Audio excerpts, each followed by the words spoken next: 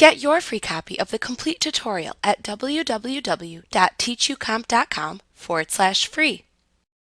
To adjust a document's layout settings in Word, click the Layout tab in the ribbon.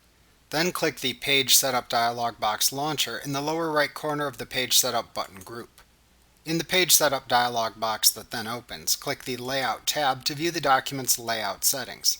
This tab contains settings for the document's sections, headers and footers, and the page alignment. You can select where a section starts by using the Section Start drop-down to choose either the continuous, new column, new page, even page, or odd page option. If needed to suppress endnotes for the section, check the Suppress Endnotes checkbox.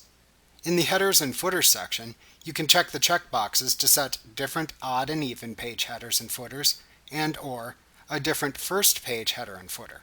You can also set the indentation of the header and footer from the edge of the document by using the header and footer spinner boxes in the From Edge section. You can use the Vertical Alignment drop-down in the Page section to change the vertical alignment of pages. The changes you make appear in the Preview section. Finally, use the Apply To drop-down to decide to which section in the document to apply these changes. When finished, then click the OK button to save your changes and close the dialog box.